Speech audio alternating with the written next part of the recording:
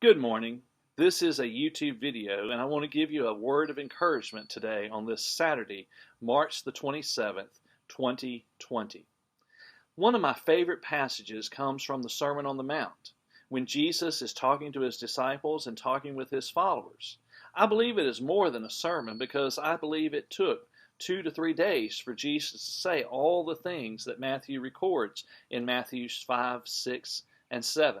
But for the last 30 years, my favorite passage comes from Matthew chapter 5, beginning with verse 13. And it says this, "You are the salt of the earth, but if the salt should lose its taste, how can it be made salty?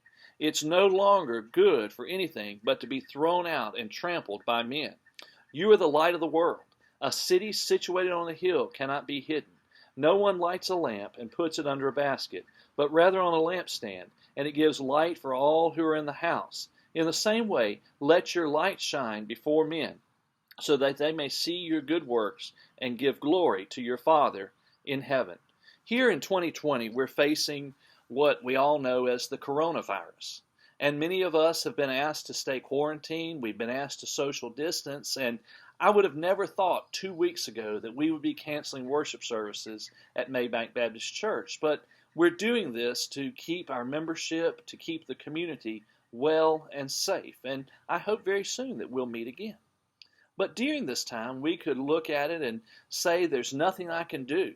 I'm just stuck in the house. We could look at it as a dark period of time in our lives because we're looking at the four walls of our house. We're not able to visit with some of our family. Maybe some of you aren't able to see your children or your grandchildren or your parents. Maybe you have someone who is in a nursing home or in the hospital and the doors are closed to keep those people well and safe. And we could say this is a time of darkness.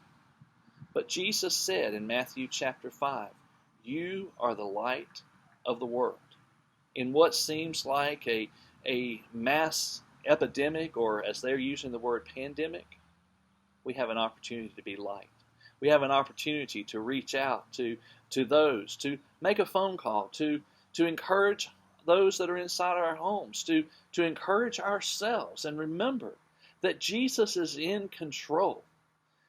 Before we ever heard the word coronavirus, God had a plan.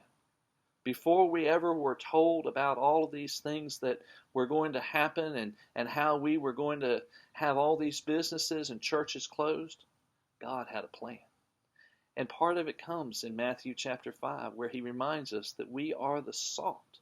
We have an opportunity to be a Christian seasoning. We have an opportunity to be his hands and his feet in this community, in our home, wherever we are. We have an opportunity to make a difference, to season this world, and to be a light in what could be a dark time. Those are my words of encouragement today. I hope that you enjoy it. Have a blessed day.